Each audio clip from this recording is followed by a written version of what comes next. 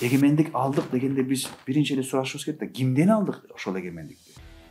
Биз ошол Россиядан алдык. Азыр мындай Орусиянын телемассалык медиалык каражаттарын карасаң, Россия Украинага эмес, Украина Россияга кол салган дейт. Кыргыздарга булар ошентип түшүндүрүп атат да. Сен өзүң өлкөңдү коргосоң, демек нацист болуп чыгат экенсиң, улутчул болуп чыгат экенсиң. Биздин ата-бабаларыбыз деле өзүнүн жери, өлкөсү үчүн согушкандар басмачылыкка калып калбады. Пропаганда куманды болуп берип атабыз. Тажикстан менен кагылыша кетсек, эгемендигибизди эстей калабыз. Бирок Россия менен болгон мамлекетте бизге эгемендик керекпи деген суроого деле жооп бериш керек болуп калды. Биздин кыргыз ошол аралашканда өзүнүн улуттук баягы тарыхын билбейт. Эмне менен сыймыктана турганын билбейт. Саламатсыздарбы? Бүгүн биз гибриддик согуш жөнүндө баарлашмакчыбыз. Акыркы учурда болуп аткан Украина-Орус согушунун айланасында ошол мурункудай согуш деген сөз көп айтылбай, бул гибриддик согуш болуп атат деген пикирлер көп болууда. Биз ошону бүгүн студиябызда талкуулап көрүү үчүн саясаттануучу Эмилбек Жураев, жарандык активист Руслан Акбатбек уулун чакырдык. Анда баштайлы. Гибриддик согуш деген бул негизи өзү баягы жаңы чыккан термин эмес да, согуш деле, согуш мурун деле ар кандай айла амалдар менен жүргүзүлчү. Анан бирок ушул Украинада согуш башталган. Эмне үчүн бул термин көбүрөөк айтылып, ушуга көп маани берилип атат? Кандай дейсиздер? Баштачу болсом, гибриддик согуш деген бул термин катары ошо мурдагы биз көнүмүш адат болуп калган ок атылып, курал колдонуп жүргүзүлгөн согушка салыштырмалуу. Бул жерде бир нече эмеде жааттан бир нече ыкмалар менен алып барылган согушту айтабыз. Бул мисалы үчүн экономикалык согуш өтө күчтүү кетип атат. Жана түшүнүктөр, сөздөр, тил талаасындагы согуш жөнүндө айтсак болот. Өзгөчө могу Украина согушунун гибриддик жанагы сыпатынын бир өзгөчөлүгү ошол экономикалык жактан жанагы санкциялардын согушу, эки тараптын тең бири-бирин жолун тороо аракеттери болуп аткандыгы, анан өзгөчө биз үчүн өтө кызык болуп атканы ошол бул согуштун айланасындагы айтылып аткан сөздөр, кандай маанилер туюнтулуп, жайылтылып аткандыгы. Ушуларды эске алганда албетте бул башкача, татаалыраак бир топ бир нече деңгээлде алып барылып аткан согуш десек болот. Албетте мында жанагы көнүмүш традициялар, салттуу согуш эле барылып аткан, албетте эң эле жоготууга көп учураткан жагы ошол. Ок атылып жатат, бомбалар атылып атат, шаарлар кыйратылып атат. Ошого кошо могу экинчи, үчүнчү деңгээлдеги жагдайлардын баса берилгени ошол гибриддик согуш экендигин сөз кылганыбыз. Сиз кандай элесиз? Гибриддик согуш баягы мурун эле колдонулуп келген, бирок жанагы масштабы, деңгээли мынчалык эмес деп айткандагы эксперттер бар. Азыр жанагы технологиянын өнүккөнү, интернетте аламдашкан дүйнөдө гибриддик согуш ыкмалар эмеңиз айткандай жанагыдай согуш десе эле дароо эсибизге көбүнчө жанагы экинчи дүйнөлүк согуштар, конфликттерде жанагы эмне келет да, курал жарак колдонуусу менен. Бирок гибриддик согуш ошол көбүнчө жанагы кибер маалыматтык, экономикалык башка ыкмаларды колдонуп, баягы душманга үстөмдүк кылуу, аны жеңүү технологиялары. Мисалы Россия ушуга чейинки азыр эмне деп актанып атат, бизге мурдатан илгери эле ушул НАТО гибриддик согуш колдонуп келген деп атат. Азыркы агрессиясыны, Украинага болгон агрессиясыны, азыркы бир башка бир өлкөгө кол салуусуну ушинтип ачыктап атат да, тилекке каршы. Бул жерде ошол гибриддик согуштун тарапташтары жанагыдай мындай жоготуусу дагы мурункуга салыштырмалуу мындай масштабы дагы ири болгондуктан бул жерде ак менен караны айырмалоо аябай кыйын болуп атат. кимдин жүйөсү туура, ким акыйкат кайсы тарапта деген суроого жөнөкөй жаран мындай оңой жооп бере албайт да.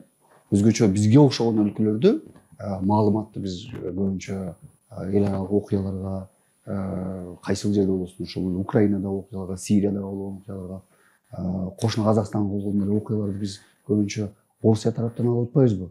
Жанагы ОРТ менен РТВдин көзү менен карап атабыз да. Ошол жерде биз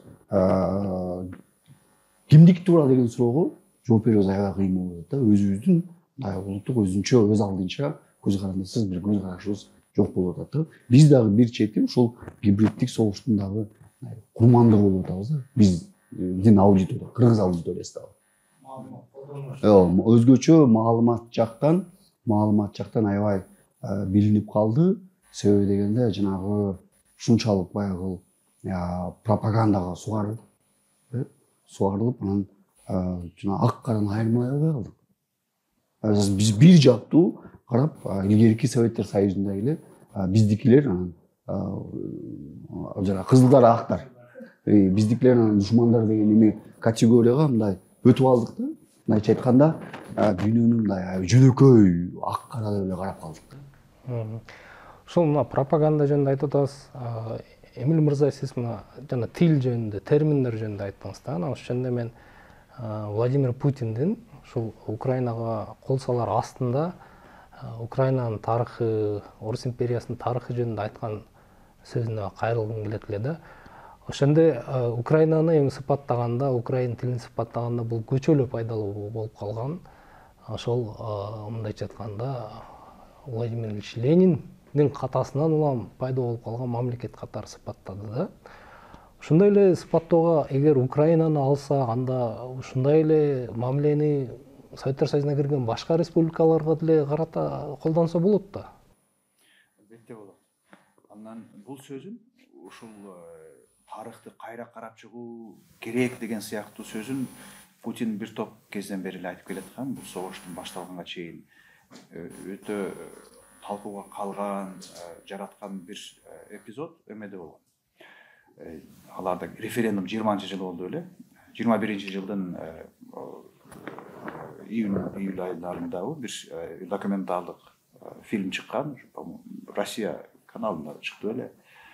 Ошол жерде бир эпизодунда айтып атат, ушул Советтер Союзу ураганда биз кеңпейил эл болуп, аша чапкан кеңпейил эл болуп, белек кылып, соога кылып, өзүбүздүн тарыхый ата бабаларыбыздын жерлерин башка ажырап кеткен мамлекеттерге берип салганбыз деген сөзүн ошондо айткан. Украин ал жерде де суроо чыккан жери ошо Украина маселесинен чыккан. Анан кийин ошол эле сөзүн дагы кайсы бир жерде айткан экен. Крым жарым аралын басып алгандыгына кайсы бир жылдык мааракеси болуп атканда, майрамдаган кезинде ошол сөзүндө айткан экен. Демек бул Путиндин оюнда, көз карашында калыптанып келаткан, бир канча убакыттан бери уланып келаткан бир ой. Украинага байланыштуу айтылганы менен, ал албетте эмнеге Украинага айтылат? Анткени активдүү түрдө ошол Украинага карата аракеттер жасалып атат. Бирок ошол эле маанидеги, ошол эле сөздөрү албетте түздөн түз башка мамлекеттерге да тиешелүү. Ал ошол эле Казакстанга байма-бай айтылып келет. Регулярдуу түрдө Путин болбогон кезде башка таанымал эле Россиянын саясатчылары айтып келет. Бул деген акырындап бул ушундай маани, ушул көз караш, тарыхта ушундай катачылык болгон экен. Көрсө могул мамлекеттер ушу орус эли соога кылып жерлерин бере бербесе, булар мамлекет деле болбой калмак экен, же жана аймактык ченемдери башкача болмок экен деген ой бир чети орус элинин арасында кеңири эле сиңип калды болуш керек дейм. Экинчиден бизге карата, биздин элибизге карата болгон ошол мамилесин айкындап атат да. Менимче бул түздөн түз бизге маанилүү, жана ошол Украинага болгон согуш аракетин ушундай сөз менен, ушундай ой менен бекемдеп жаткандан кийин бизде түздөн түз автоматтык түрдө ошондой кооптонуу пайда болуш керек болчу. Анткени эч кайсы мамлекеттин атын атабай туруп, Украинадан башка ушундай жалпылап айткан сөздөрү албетте ар ким өзүнө кабыл алыш керек. Мен так көрүп турам, Казакстанда ошондой кабыл алышты. Бизге карата айтылып атат деп. Бирок биз Орусия менен чек арабыз жок деп, алыста турабыз деп мындай камырабай калганыбыз өтө туура эмес да. Кооптуу нерсе. Бул сөзсүз түрдө буга биз да толук кандуу маани берип, ошого жараша бир тыянактарга келүүбүз зарыл болуп жатат. Ушул сөздү бизде кыргыз коомунда менимче ондай бир көп талкууга алынбай эле кабыл алгандай бир сезим жаралып калды да. Сиз кандай ойлойсуз? Менин оюмча биз баягы эгемендүүлүгүбүзгө 30 жылдан ашты, бирок биз советтик өтмүштөн арыла элекпиз да. Биз дагы эле баягы Москваны борбор катары, Путинди биздин баягы виртуалдуу бир Советтер Союзунун жетекчиси катары анан кабыл алабыз. Путин биздин көзүбүздө, басымдуу калктын көзүндө эң күчтүү лидер, каризмалуу, анан дүйнөнүн эң акылдуу, эң мындай баам парасатка мындай дүйнөлүк лидер да биздин көзүбүздөчү. Биз ошол маалыматтык эмеден дагы чыга элекпиз да дагы элечи. Жана чөйрөдөн. Биз негизи эле баягы Орусияда болуп аткан окуяларга, деги эле четте кошуналарда болуп аткан окуяларга, анча процесстерге көп маани бербейбиз бизчи. Эмне деп атат? Бизде бир туура киши бар, ошо Путиндин айтканын, анан ошого жараша биз түздөнөбүз. Шайлоолордо деле байкайсыз го, барып, сөз барып келишет, Путин кабыл алып турат, Путин мынтиптир, Путин тигинтиптир айтты деп. Такыр эле мындай биз бул кишинин айткандарын бир чет өлкөнүн лидери, чет өлкөнүн президенти айтты деп эметпейбиз да, кабыл албайбыз. Бул түздөн түз баягы шеф айтты дегендей эле кабыл алабыз да, тилекке каршы. Муну биздин саясий элитабыз да ушундай кабыл алат, карапайым калктын мындай эле болобуз. Күнүгө кечинде кабарларда РТ жанагы радиону мен кээде коомдук транспортко мингенде, эметкенде өзүмдү бир эме деп ойлойм да, бир Россиянын бир субъектиндей эле кетип баратканда, мисалы маршруткада деле кетип баратканда эмен радиону ачып койшот, бир Орусиянын кайсы бир радиосу кайсы бир кабарларды берип атат да, бир шаарында эмне болгон окуялардан. Биз ошол жанагы маалыматтык чөйрөдө жашайбыз да. Анан мисалы акыркы учурларда ошо Эмне мырзанын айткан нерсесин бул киши тастыктады. Эмне деди? Мен деди, өзүмдүн көрсө миссиям ушул жоготуп алган жерлерди чогултуу экен деди. Баягы Петр биринчи менен салыштырды өзүнчү. Салыштырды, эми ошону чогултуш керек экенин. Эми биз бул кандай дегенге өтпөй, кой бизди качан чогултат экен деген эмеге кирип кеткенбиз да. Анткени биздин тарыхта деле көбүн эсе жанагы Кыргызстан Орус империясынын курамына ыктыярдуу кошулган деген мурунку неме бар болчу да. Биз ушул мен кээде ушул өзүм сурайм да, өз алдынчалыкка, эгемендүүлүккө биз мындай көптөр аңдабай окшойбуз да, өлкө, биз эгемендүү өлкөбүз. Биздин элдин өлкөнүн суверендүүлүгү бар. Биз көз карандысызбыз. Биз тагдырыбызды өзүбүз чечишибиз керек. Биздин тагдырыбыз Москвада чечилбеш керек же башка жерде. Биз өзүбүздүн гана улуттук кызыкчылыкка карап жашаш керек деген нерсе бизде тилекке каршы мындай орун алат да. Муну эмнеге мен билбейм. Балким бул Эмне мырза дагы айтат, жакшы айтат деп, тарыхты билбегенибизденби, же чын эле биз жанагы баягы инерция менен жашап келатабызбы, жанагы бирден болсо эле баягы Россияда тиги мынтип койду жанагы Россияда бирөө чыгып алып эле бирдемени айтса эле Путин эмес, макул Путин президент экен. Бирок башка бирөө чыгып алып эле бирдеме айтса эле талкуулай беребиз го, мынтип коюпту. Бир журналист чыгып же бир гезит чыгып мынтип жазып койсо эле болду да.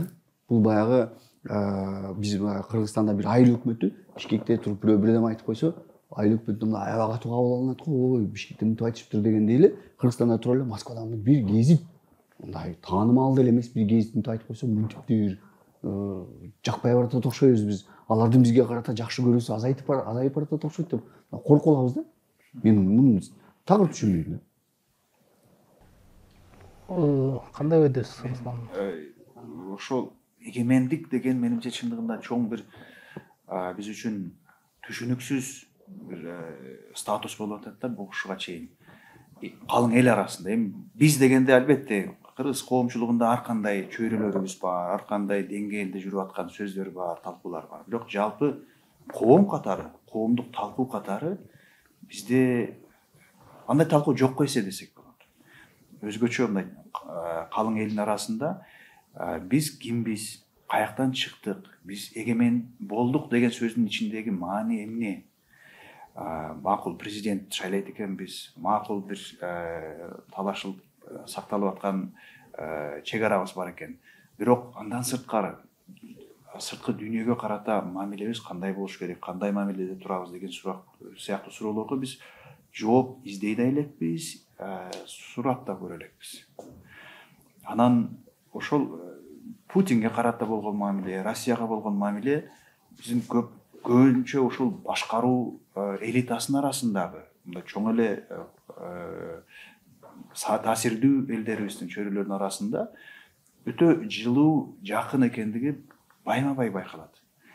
Мына кече жакында эле өтө бир коркутаарлык чечим кабыл алып, Путин өз чечимине кол коюп, бизди аба майданындагы жалпы коргонуу система курабыз деген бизди өзүнө кошуп алган бир чечим чыгарып атыптыр. Аны комментарийлерди карасаң, биздин мындай башы таанымал эле ар кандай чечим чыгаруучу чөйрөлөргө кошулуп жүргөн кишилердин сөздөрүн уксаң, баарыбыз эле эми Россия дээрлик биздин бир эле каныбыз, бир тууганыбыз сыяктуу деген эле сөздөр менен комментарий берип атышат да. Демек, Россия ал башка мамлекет, анын кызыкчылыктары башка, биздин кызыкчылыктарыбыз башка. Эки жактын ортосунда дөп келишпестиктер болушу мүмкүн деген ой келип да койбойт. Демек, биз эгемен мамлекет катары Россиядан бөлөк экенибизди бир туюп, маани берип көрө элекпиз. Анткени бул бир өтө чоң маселе. Анткени эгемендик алдык дегенде биз биринчи эле сурашыбыз керек да, кимден алдык ошол эгемендикти? Биз ошол Россиядан алдык. 30 жыл бою Россиядан эгемен болуп, Россиядан көз карандысыз болдук деп формалдык түрдө кол коюп уран көтөрүп келебиз. Бирок анткени биз Америкадан эгемен болуу деген маселе жок. Америка бизди качан басып турган эмес, биз анын бөлүгү болгон эмеспиз. Демек, биз ошо Россия менен болгон мамилебизде обочо экенибизди, өз алдынча болгондугубузду туюп билүүбүз зарыл болот. Ошого жетише элекпиз. Ошого жетише эле деген бир коом арасындагы түрткү да болбой жатат. Мүмкүн тиешелүү мамлекеттик деңгээлдеги саясатта, маалымат майданындагы, билим берүү майданындагы, изилдөө майданындагы саясаттарда ушул маселеге байланыштуу дээрлик аракет жок десек болот. Мындай по инерция жана поезд кетип аткандай эле кетип атабыз, ылдыйга карапчы, түшүнө албай. Буга кандай себептер болушу мүмкүн? Мисалы үчүн, ошол жана айтылып аткан Россиянын жүргүзгөн атайын мындай маалыматтык пропагандасынын себеби болушу мүмкүнбү? Анткени мына өзүңөр айткандай, Путиндин айткан сөздөрүн карап көрсөк, бул алдын ала дайынданып, мындай өзүнүн дүйнө таанымын, өзүнүн бул жашоодогу миссиясын көргөн миссиясы катары даярданып келатканын көрүп атабыз да. Мына Украинага басып кирердин алдында Россия даярданды. Анткени 2014-жылы Украинанын бир жерин басып алышты, алардын бир аймактарын. Ошол жанагы орусиялык медиаларда бул Орусиянын атайын кызматтарынын ички маалыматтарын жакшы билет деген Сергей Солдатов деген журналист бар.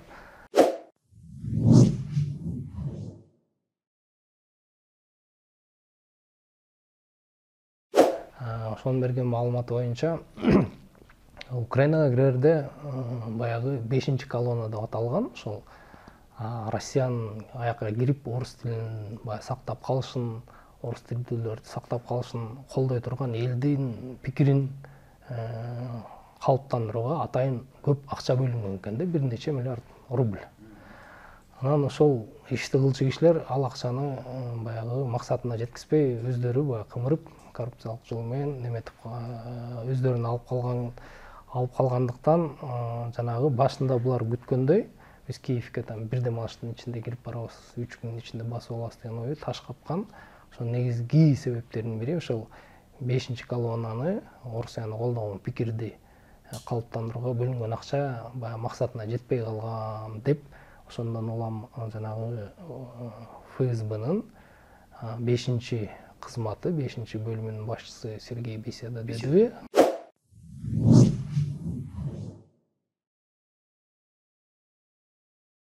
Ошол киши азыр камакта дейт да. Анан мен ошол айтайын дегеним, демек ФСБде атайын ошондой 5-бөлүм бар болсо, ал киши Украина эле эмес, мурунку баягы СССР өлкөлөрүнө, азыркы СНГга кирген өлкөлөрдүндө орустардын баягы маалыматтык согушун, ошол орус саясатын колдоого атайын багытталган саясат жүргүзүүгө атайын өзүнчө кызмат бар экен да.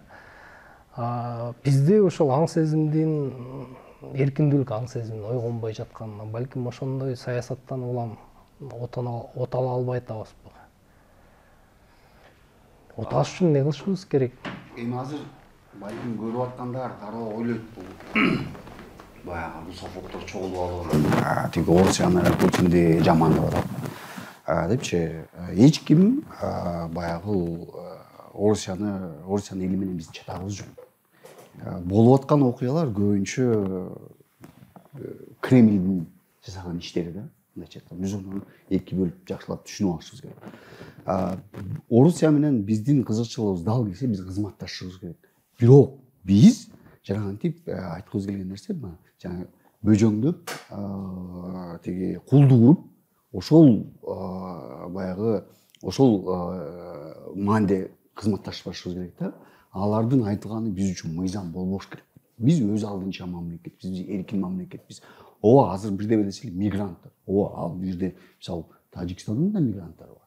2 миллионго жакын, Өзбекстандын 3 миллионго жакын мигранты бар. Бирок Өзбекстан ЭСК, ОДКБга кирбей эле татынакай эле кызматташып атат. Бүгүнкү күндө Өзбекстандын мөмө жемиштерин экспортторун карасаңыз, бизден эселеп көп. Бирок бир да интеграционный процесске кирбей эле татынакай эле кызматташып атат. Тең атап өзүнүн позициясын берет. Ошол эле кошуна Тажикстан өзүнүн кызыкчылыгын жакшы билгени үчүн анча-мынча туура эмес иштерди бетке айтат. Биздин позициябыз постсоветтик өлкөлөрдүн ичинде эң мындай пассивдүү, мындай кандай деп айтсам, биздин улуттук кызыкчылыкка терс келсе дагы, жарандарыбыздын укугу тебелебесе да, биздин кылган нерсебиз максимум унчукпай кутулабыз да. Кой алар жин келип кетет, кой алардын мына кабак кашыңырап отурабыз да, жөнөкөй тил менен айткандачы. Биз тескерисинче баягы кадимгидей тең ата сүйлөшүп, биз аябай жакшы көрөбүз го тең ата сүйлөшүш керек деген. Ошол тең ата сүйлөшүш керек. Сиздин суроого келгенде жана биз ооба бул империялык жанагы максаттардын уланысы катары ошол ФСБда жанагы сиз айткан 5 миллиард рубль, 5 миллиард доллар коротуптур Украинага. Эми Орусия, Путин, Кремль азыр калкы ошол пропаганданын өзүлөрү да курмандыгы болду да. Булар менин бир эсимде бар. 2014-тө Крымга кол салгандан кийин эле ошол канча жылдан бери каналдарын ачсаң Украинаны эле талкуулай беришчү да. Эртең менен кечке чейин эле Украинаны талкуулап, Максим Галкин деген алып баруучусу бар, ошол айткандай, биз эмне биздин өзүбүздүн проблемабыз жок, эмне эртеден кечке эле Украинаны талкуулай беребиз деп тамашалаганы бар да. Эми чын эле булар өзүлөрү ошого ишенип алышты. Баягы Украинада улутчулдар бар, Украина азыр мындай Орусиянын телемассалык медиалык каражаттарын карасаң, Россия Украинага эмес, Украина Россияга кол салгандай да. Ошонун ичинде бул жердеги орус басылмаларын да карасаң, кыргыздарга булар ошентип түшүндүрүп атат да. Байкуш тиги Россияга Украина кол салып, жөн жатса, ракета атып, анан мындай бүгүн Россия курмандык да, Украина эмес. 8 жыл бою аткылап. 8 жыл бою аткылап эле байкуш Россия тыгып жатса эле ошентет. Бул эми баягы манипуляция, жалган. Эми пропаганда ошондой экен да, жана пропаганда ушундай бир жөнөкөй кылып көрсөтүп, ак кара кылып эле, кызылдар актарды бөлүп, анан кийин баягы жалганды карабай айта берет экен да. Карабай айта берет экен, анан баягы биздин сиздин сурооңузга жоопто ошол биз ошол күн тартип менен чоңоюп өсүп, ошол күн тартип менен баягы күнүгө жашайбыз да. Украинада ушундай нацисттер бар экен, бандералар бар экен, анан булар баягы орус тилдүү калкты коргулат экен, башкаларга күн көрсөтпөйт экен депчи. Бирок чындап келгенде Украинада буга чейин татынакай эле орус тилдүү менен украиндер жашагысы келген, собственно. Мисалы бизди деле ошондой кылып атпайбы? Бизде мисалы орус биздин мекендештерибиз, тилдүү мекендештерибиз эч кандай эмешти жок. Бирок бир эле окуя жана калькулятор менен ыргытса, же болбосо бир баланын окуясында биз аларды көзүндө толугу менен улутчул, толугу менен орус элин дискриминация кылган өлкө катарына бир эле окуя менен айланып кетип атпайбызбы? Биз ошону аңдап айтабыз да. Жанагы Тажикстан менен болгон окуяда да биз кандай болдук? Чыктыбы? Ошо биздин стратегиялык партнерибиз деген эме чыккан жок. Бирок биз дагы эле ошол эмеге мындай Кремльге мындай сыйынгандай ишенебиз да. Бул азыр мен эң таң калам, баягы эмени бир окуя айтып бергенде, илгери билесизби? Түркияда Россиянын учагы өтүп кетип чегарадан, түрктөр атып түшүрүп, анан баягы Түркиядан ошо менин досум келип, анан баягы ошол убакта келип калат, анан аэропорттон түшүп иниси тосуп алат. Анан иниси биринчи амандашкандан кийин биринчи эле суроо, эмне биздин учакты атып түшүрөсүңөр деп баягы эме коет да, доомат коет да. Эми кандай ал биздин учакта? Бул жөнөкөй карапайым кабар. Азыр жанагы кабарларды мисалы Украинанын Хаймерси момча шаар талкалады, же болбосо момча орус аскери кырылды деп чыкса, баягы биздин кыргыздар биздин аскерлерди коргогондой коргоп чыгып алышат да, жалганчы, фейк, анан баягыны бурушуп, согуп, батыштын акчасын. Мындай карасаң, биздин ал согуш калгандай тиешебиз бар. Бирок биздин баягы өзүбүздүн мекени Орусияны жасаган агрессиясыны, жанагы кылмыш ишини биз өзүбүздүн элибизди коргогондой, өзүбүздүн мекенибизди, өзүбүздүн Путинди, өзүбүздүн президентибизди коргогондой коргоебуз да. Анан жана чыдабай кетип Путинге аттанып кат жазып ийгенде ошондон да. Айыл элечи. Жана сиз айткан 5 колонна дедиңиз го. Украинага 5 миллиард берген экен деп. Бизге менимче андай акча бөлүүнүн деле кажети жок. Биз өзүбүз эле калың эл катары ошо 5 колонна болуп бергенге даяр болуп калганбыз да. Бирок мен мындай мүмкүн өзүм жеке байкоомча чеке жылдатарлык бир өзгөрүү болуп аткандай да, так ушул согуштун айынан. Руслан мырза айткандар деле бар албетте. Өзүнүн өлкөсүн коргогондой орус тарапты колдоп аткандар. Бирок ошол эле кезде бир аз Москванын аракеттеринен, бизге болгон мамилесинен бир аз чугучулап, обучулап калган деле маанай бардай да. Ага түрткү өзгөчө былтыркы ошо Тажикстан менен болгон бизде Баткендеги согуш кагылыштан байкадым эле мен. Ошондо мурда ошо Путин Россия деп урааңын чаап жүргөн кишилердин эле оозунан ушул эмне унчукпайт алар?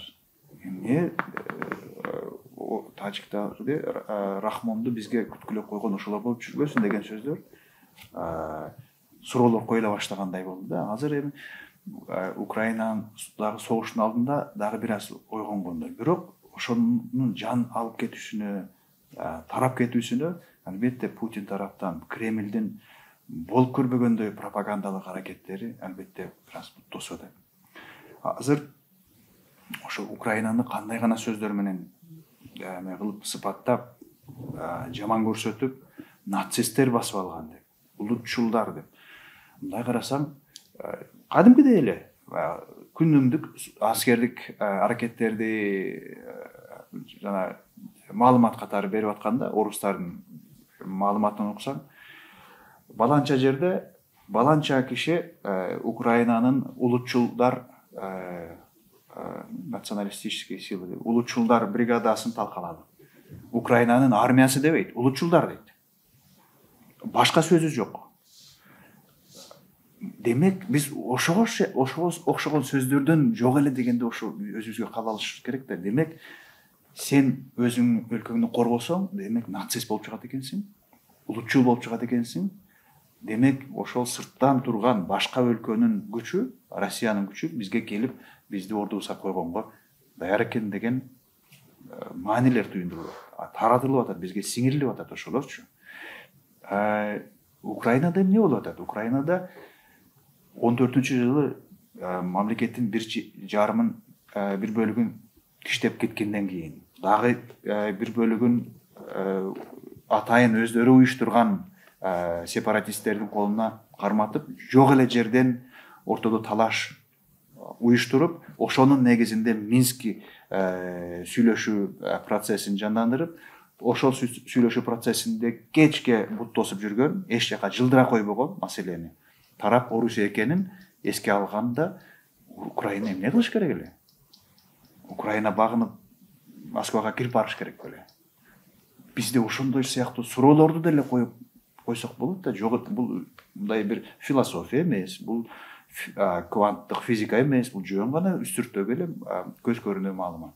Ошону да, ошондой суроолорду кое билбегендигибиз, бул албетте бир чети ошол мурдатан 30 жылдан бери болбой орун албай келаткан уже сындуу аналитикалык жөндөгү талкуунун жоктугу, бир чети башка албетте мигранттар дейбиз, ар бир ошол миллион мигрантыбыз болсо, анын ар биринин үйдө калгандагы 5-6 кишиси бар. Эми чындыгында маалыматтык жагынан, баалуулук, идеологиялык жагынан биз Россияга малынып калганбыз десек болот. Бирок эң маанилүү дагы бир жыяты ошол тынбаган 24 саат бою бизге агылып жаткан ошол маалыматтык пропаганда десек болот да. Ошонун негизинде биз мисалы үчүн Тажикстан менен кагылыша кетсек, эгемендигибизди эстей калабыз. Бирок Россия менен болгон мамлекетте бизге эгемендик керекпи деген суроого деле жооп бериш керек болуп калды. Биз эгемен мамлекет болгубуз келеби же жокпу? Мына жана Марат ким эле Аманкулов айтпады беле жана өтпөй калган шайлоонун алдында. 30 жыл айланып кезип жүрдүк, эми болот, кайра үйгө келгенге убакыт келди. Ошол ой менимче калың эле тараганда эл арасында. Эгемендиктин баасын биз сезип бүтө элекпиз, талдап ала элекпиз өзүбүзгө. Эми ошол ойду жандандырыш үчүн эмне керек? Мисалы үчүн неме дегенде ойлор айтылат, Бул бизде жанагы социалдык пакетке кирип көрсөтүлүп келаткан ОРТ, РТР каналдарын ошолорду токтотсок, балким бир жаңы ой калыптанганга мүмкүнчүлүк болобу деген пикир айтылат да. Мисалы үчүн баягы өзүнө каршы коркунуч жаралган да. Ошол эле Молдавия, азыр мына Украинада согуш жүрүп жаткан кезде Приднестровьедагы абал баягы туруксуздашып баштаганда, ошондон кийин орус каналдарын көрсөтүүнү токтотуп койду. Ошол эле Европа өлкөлөрүндө токтотулуп атат. Russia Today'de de жаап атышат. Анткени аженде ачыктан ачык жалган маалымат берилип атат деп. Биз ошого келе алабызбы? Кандай эле пикирдестер? Биз менин оюмча биз келе алабыз. Эмнеге эл болгондон кийин баягы биз өзүбүздүн улуттук кызыкчылыгыбызды, жанагы эгемендүү, эркин экенибизди биз бир эстешибиз керек да. Мисалы аналогия кылып баягы түшүнүш үчүн мисалы Казакстанды мисал келтирели.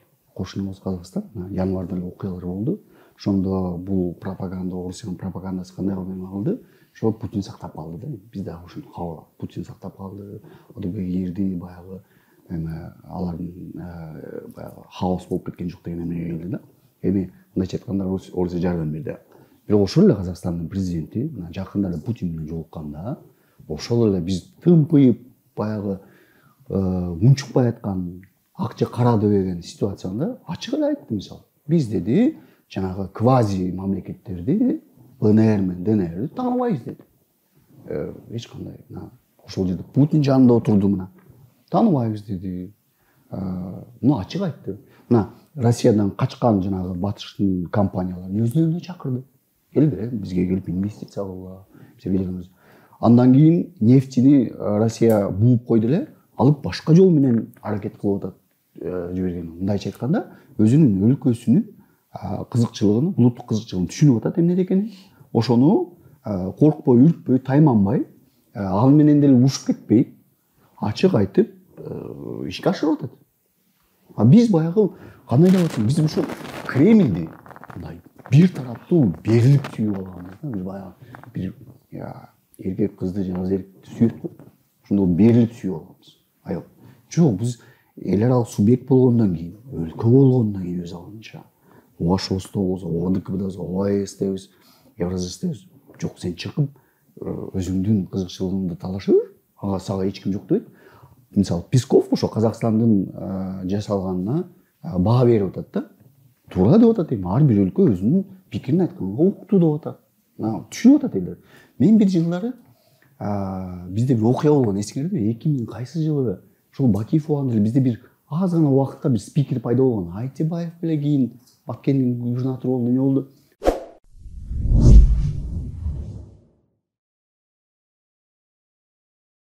Ошол спикер болуп, анан ошол убакта Миронов келип калган.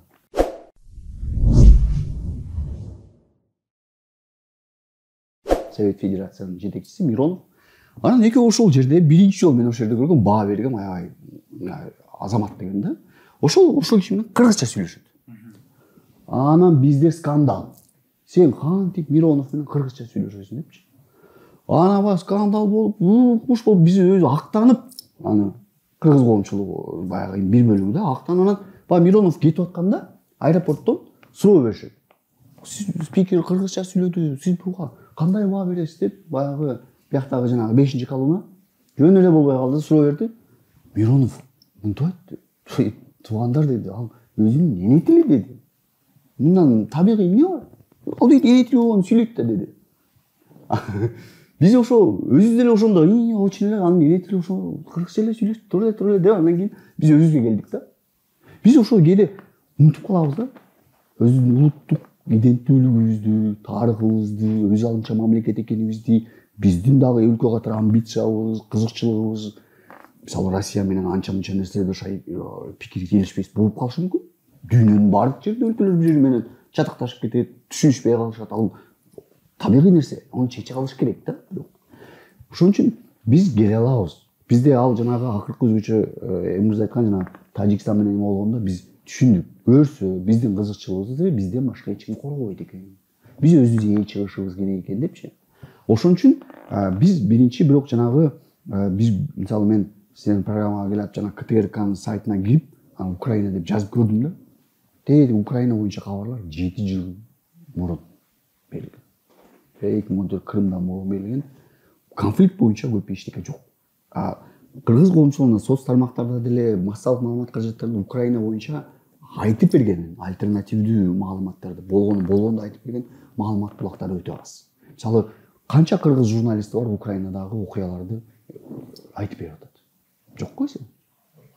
Азыр эле ошо соцтордон акыркы Адил Турдукулов ал жерде мисалы биздин мекендештер жүрөт.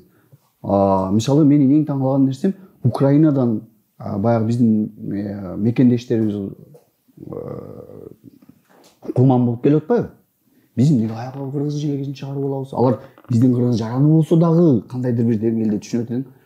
Бирөөнүн өлкөсүнүн жараны, ошол өлкөнүн президентинин буйругуна баш ийип барып согуш курман болгон, бирөөнүн өлкөсүнө агрессия үчүн барган, анын курман болгону менен анын эмесине биздин эмнеге желебизди көтөрүп, биздин кыргыз өлкөсүнүн мамлекетинин офицерлери, куралдуу күчтөрдүн офицерлери эмнеге барып ошол жерде турушат?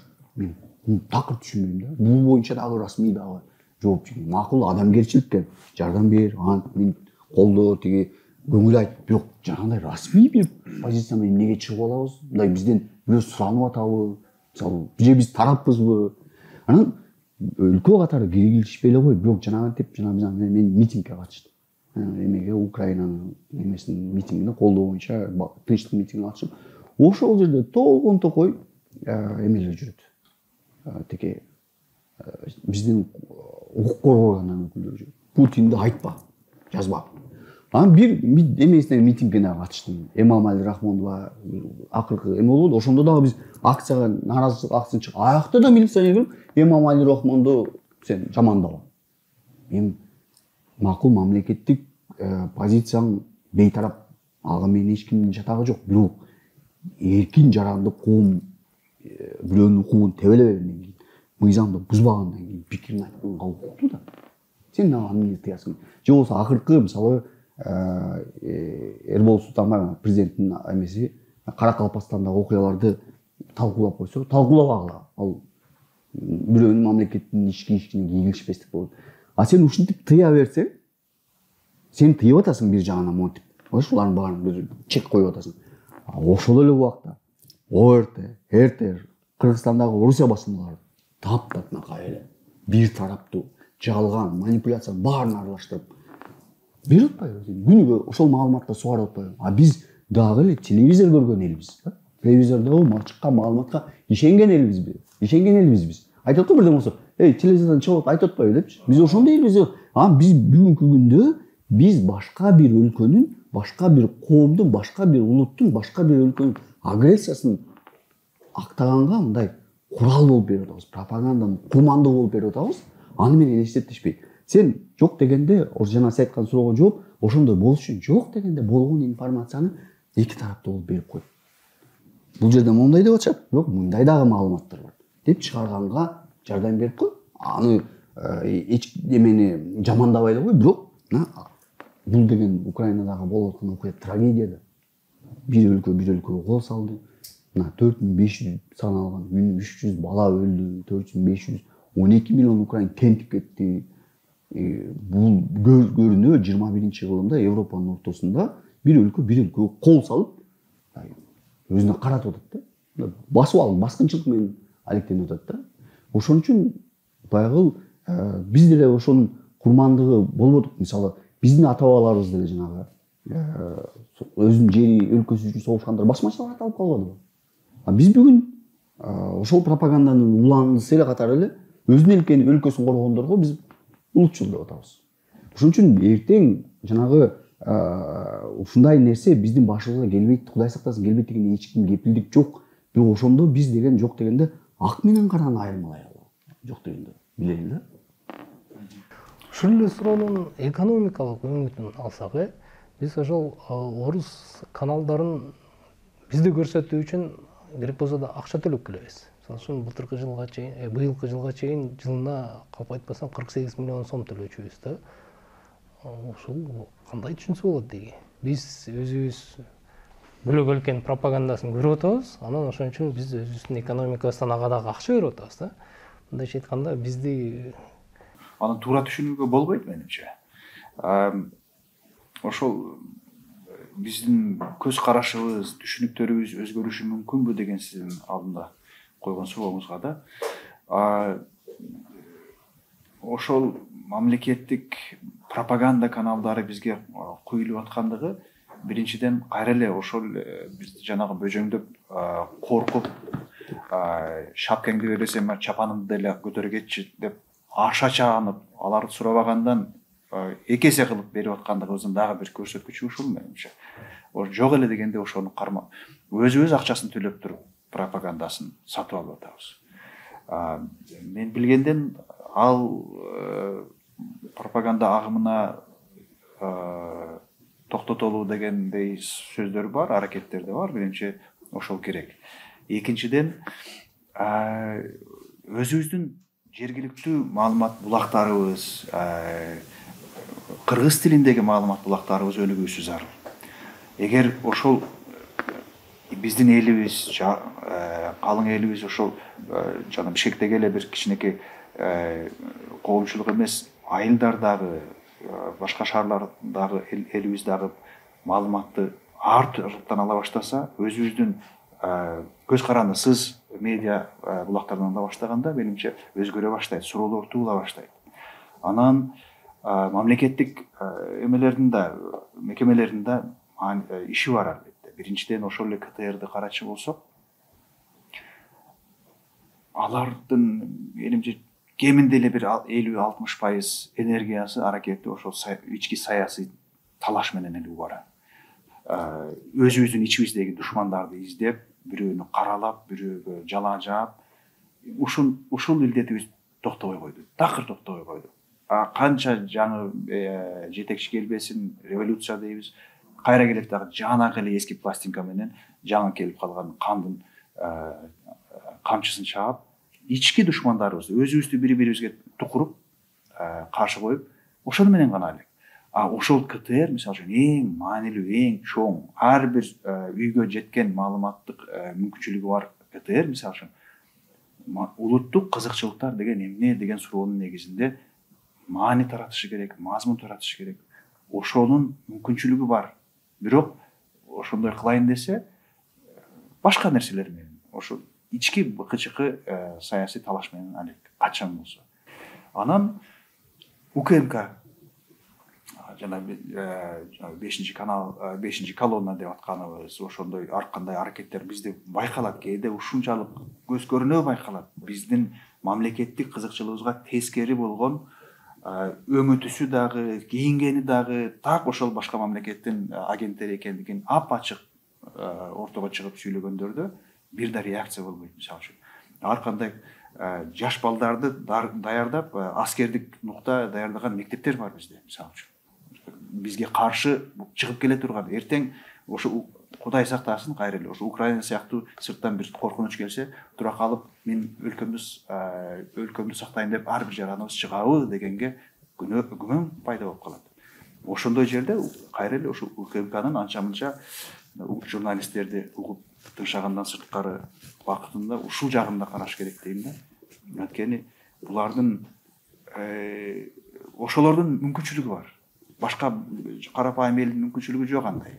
Ошо бирөөлөр бир агенттер иш алып барып аткандыгы боюнча кайсы бир суроо туудурган уюмдар аракеттенип аткан боюнча биздин атайын мамлекеттик коопсуздукту караган уюмубуз бар, мекемебиз бар. Ошонун түз милдети ошол.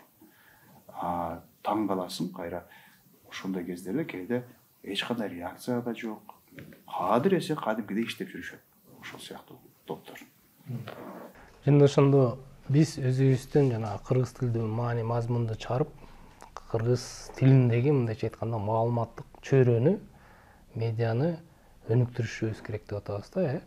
Анан ошол бизенде ал суроого келсек, баягы эле кыргыз тилине келип такалабыз да. Кыргыз тили биздин коомдо эмне анча өнүкпөй атат депчи. Анткени мисалы үчүн айтсак, кыргыз тилинде же орус тилинде мазмун чыгарсаң, орус тилинде чыгарсаң ал көбүрөөк тарайт да. Таратыш оңой, жетиш оңой элге.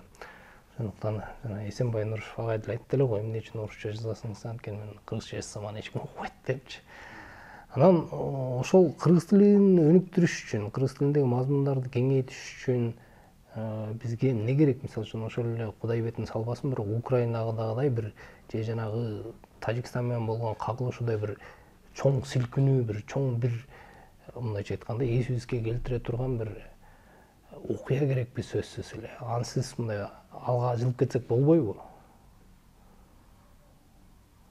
Жок, андай окуяны сиз айтсаңыз, биз мисалы 3 жыл революция көрдүк да. Мисалы эгер андай бир окуя бизди силкий турган болсо, 3 жыл революцияда жок деген жанагыдай коррупциядан, бир кишинин бийлигинен кутулмакпыз да. Ал болгон жок.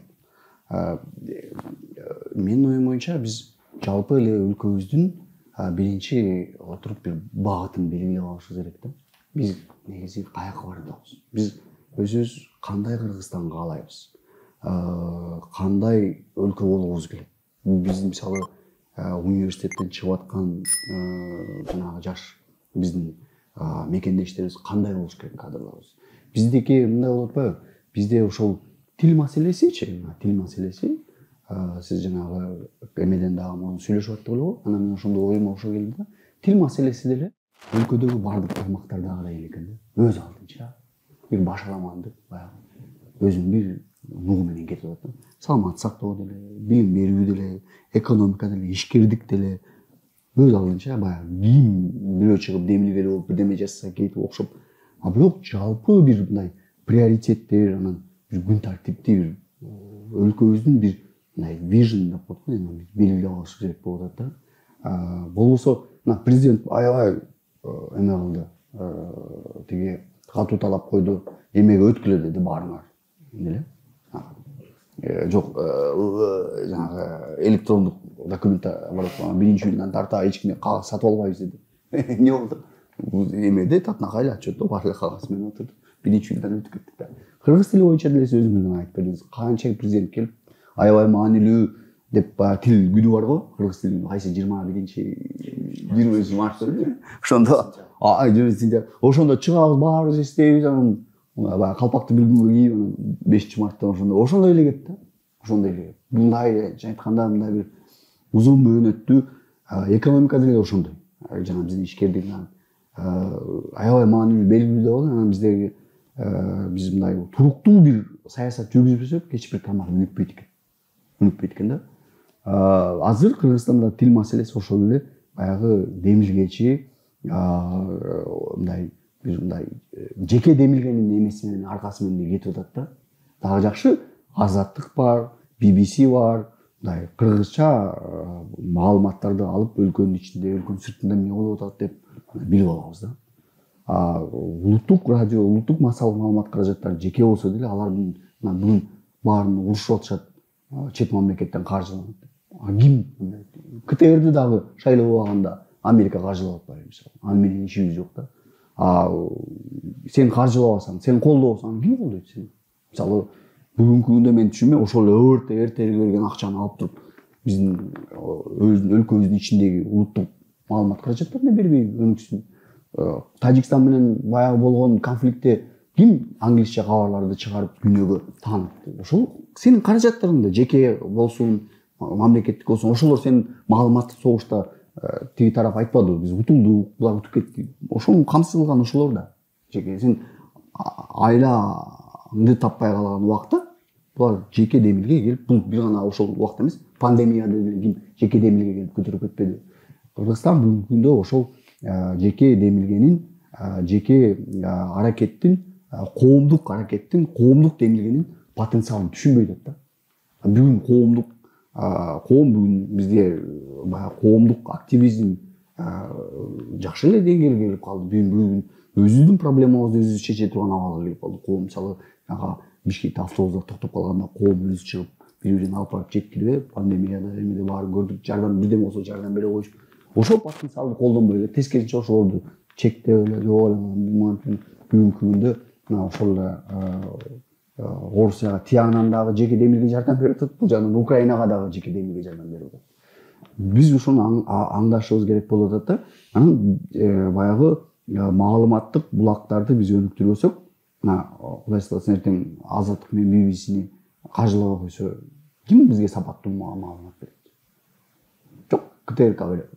Же болбосо башка бир маалымат берет. Ошон үчүн биз ошого маани беришибиз керек болуп атат. Сиз кандай көрдүңүз, Эмин мырза? Мен да ойлойм, биринчиден баарыбыз түшүнүшүбүз керек, бул кыргыз тилиндеги маалымат алуу мүмкүнчүлүгү бул жөн гана тилдин гана маселеси эмес экен да. Мен деле ойлоп жүрдүм, кече ойлочу элем да, эми кыргыз тилине которолу, кыргыз тилинде сүйлөй баштайлы дегенде эми негизи тил деген эмне, бул жөн гана курал, ошол эле ойду башка тилде деле айтсаң болот дегендей. Бирок мындай ойлой келсең, бул жөн гана ой айтуунун куралы эмес, бул улут куруунун куралы экен. Бул жөн гана жанагы практикалык маселе эмес, бул идеялык деле маселе турат экен да. Канчалык көбүрөөк кыргыз тилинде мындай татаалыраак, көйгөйлүү, чукуган, талкыган маселелерди көтөрүп алчу болсок, ошончолук биз өзүбүздүн коомдун ичиндеги биримдикти,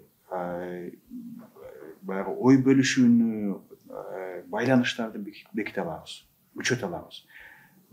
Эгер кыргыз тилинде сүйлөй албай, бир аз эле кыйналып калганда дароо же орусча сүйлөп, же башка тилде сүйлөчү болсок, ошол деңгээлде биз улут куруу деген жагын токтотуп коюп, биз мындай жалпы бизге тиешеси жок маалыматтык майданга илинип атабыз.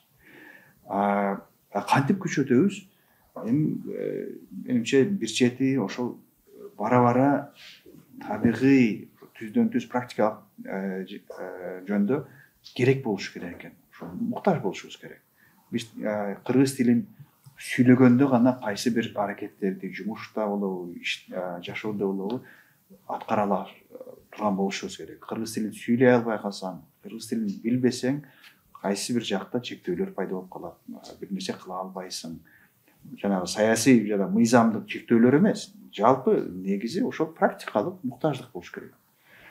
Ал муктаждыкты кантип күчтөндүрө алабыз, жарата алабыз? Кайра эле ошол маанилүү, керектүү, кызыктуу болгон маалымат кыргызча чыга башташ керек. Кыргызча сүйлөө муктаждыгы ошол КТРда берилип аткан маалыматты эле алыш керек болсо, анда эч кимге кереги жок. Ал маалыматты орусча деле алып, ал маалыматтын бир чечкиндүү бир мааниси деле жок. Кыргызча билүү үчүн кыргызча билгенде дагы да баалуулураак бир нерсени биле турган болушубуз керек. Бул өтө кайра эле биз жана козгоп аткан ошо улуттук баалуулугубуз, улуттук кызыкчылыктарыбыз эмне, эгемен болуу деген бул эмне биз үчүн деген суроолорго барып такалат да менимче. Бул сөзсүз эле кайра анан башка тилдерди чектеп салуу же терс карап кетүү эмес. Тескерисинче биз түшүнүшүбүз керек, ушул кыргыз мамлекеттүүлүгүн, кыргыз коомун, өлкөбүздү өнүктүрүүнүн жолу ошол башка тилдердеги маалыматты, башка тилдердеги билимди үйгө алып келүү. Биз аларды алып келүү үчүн албетте биз англис тилин болобу, орус тилин болобу, француз тилин болобу билишибиз керек, ага аракеттенишибиз керек. Бирок ошол аракетибиз эгер биз чыныгы эгемен мамлекет болобуз, курабыз жана ошол бойдон калыптанабыз десек, анда ошону кыргыз тилине которгонго өзгөчө бир принципиалдуу маани беришибиз керек. Анан бүгүнкү маегибиздин акыркы суроосу ушу Украина сабактары. Менимче бул согуш башталганы украиналыктар баягы өзүнүн жаңы иденттүүлүгүн издеп башташты да. Анан ал жаңы иденттүүлүк издегенде, мисалы үчүн, албетте азыр душмандашып атышат, алар орус тилин жейреп башташты да. Анан ошо кыргыз иденттүүлүгү десек, жаңы кыргыз иденттүүлүгү десек, биз ошону кандай издесек болот? Ошонун мындайча айтканда баягы негизи, чордону эмне болушу мүмкүн, неге багытталышы мүмкүн, кандай ойдосуздар? Өтө чоң суроо, албетте татаал эген кыскача эле айта кетсем, бизде ошол кыргызды кыргыз кылган эмне жана биз сактап кала ала турган, бизге баалуу болгон нерселер эмнелер деген суроону кое билишибиз керек. Өзгөчө анан ошо Украинанын сабактары деген бизден улай эгер бизге которчу болсо, менимче бул жерде ошол биздин тарыхыбыз деген эмне. Анан тарых дегенде сөзсүз жанагы 10 кылым мурдагыга эмес, ал деле маанилүү, бирок азыркы кездеги ошол биз бүгүнкүгө чейин билген тарыхыбыз, мындай катардагы киши билген тарыхыбыз ошол Советтер Союзунда жазылган тарых. Андан берки келаткан тарых көбүн эсе мындай кичинекей чектелген гана чөйрөлөрдүн арасында калып алып келет. Ошол эле дүйнөлүк согушта Кыргызстан кандай акыбалда болду, кандай катарда кошулдук, же өзгөчөмү Советтер Союзуна кирдик деген ошол убактарда же колонизация болдук деген кезде ага чейин кандай аракеттер болот, кандай агымдар болуп атты, басмачылар деп аталгандар кимдер, бизди сактагандар делгендер кимдер? Бир аз кайра ошолорду чукуй башташыбыз керек да. Кайра эле азыр көп сөздөр айтылат. Мисалы үчүн ошо Жусуп Абдрахманов деген ким болгон?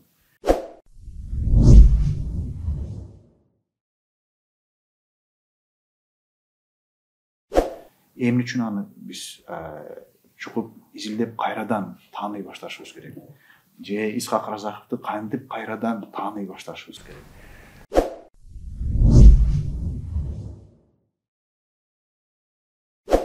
Ушуларга менимче аракет кылышыбыз керек. Бул деген биздин тарыхыбыз буга чейин эгер сырттан жазылып келип, мына силер мондай болгонсуңар, силер мындай кишилерсиңер, элсиңер дегендерден арылып, өзүбүз чукуп ушундай экенбиз, ошол туура бекен бизге буга чейин берилген маалымат деп аныктай билишибиз керек, айкындап. Ошондо менимче бир пайдабал пайда боло баштайт. Эгер биз эч кимге капа кыла көрбөй, эч кимге катуу сүйлөй көрбөйлү, орустарды капа кылып койбойлу, Кытайды капа кылып койбойлу десек, анда биз ушинтип жана суунун бетинде калкыган жалбырактай болуп кете беребиз, агым кайда, шамал кайда айдаса. Анткени ошол 16-жылды эле тереңирээк изилдөө үчүн мүмкүн бирөөлөргө жакпайт, бирок биз өзүбүздү билишибиз керек. Биздин казыгыбызды билишибиз керек. Ошондуктан менимче бул Украинада деле болот. Украинанын тарыхын эми Путин такыр оңдор кылып өзүнө бурду. Ошого жараша алар жаңыдан калыптанып, жаңыдан кимдигин суроо салып башташты. Биз андай каргашалуу окуяга барбастан эле азыр мындай кадимки жашоодо ошондойго барышыбыз зарыл болуп турат дейм. Менин оюмча эң чоң бизге азыр аябай зарыл болуп турган нерсе, биз улут катары өзүбүзгө ишенимди кайрадан калыбына келтиришибиз болуп. Ошо бизге улут катары өзүбүзгө ишеним жетпей турат. Биз Украина, Кудай сактасын, Украина андай болбосо дагы бир топ сыноолордон өттүк. Биз өлкөбүз, улутубуз жалпы көп сыноолордон өттү да. Эчтекеге карабай, жанагыдай революция, жанагыдай пандемияга окшогон баягы тарыхтын сыноолоруна карабай, баткен окуялары болду. Ошого карабай биз өлкө катары сакталып калдык. Улут катары да сакталып калдык. Кайра бир улам, бир жаңы ишеним менен революция болуп жаңы бийлик тап келдик. Мисалы, бүт баягы ыкмаларды мындай көрдүк да, парламентте да көрдүк, азыр президенттикке көрүп атабыз. Биз өзүбүздүн мындай улут катары өзүбүздү мындай жасап келатабыз да. Анан ушул убакта мен көп айтам да, бизде эки Кыргызстан бар да. Бир Кыргызстан бар, мындай силерге окшоп жеке демилген көтөрүп улут үчүн, өлкө үчүн, мындай коом үчүн маанилүү маселелерди көтөрүп, жеке демилген менен. Мына ишкерлер, экономиканы канча революция барабай, ишкерлер экономиканы сактап калбайбы? Качып кеткен жок да талап. Жарандык коом бар мисалы. Сөз эркиндиги бар мисалы. Журналисттер канчалаган проблемалар ачык-ачык коркпой, биз азыр оорларыбыз, өзүбүздүн кемчиликтерибизди, оорларыбызды талкуулап атабыз. Жаштарыбыз аябай илимге умтулуп атат.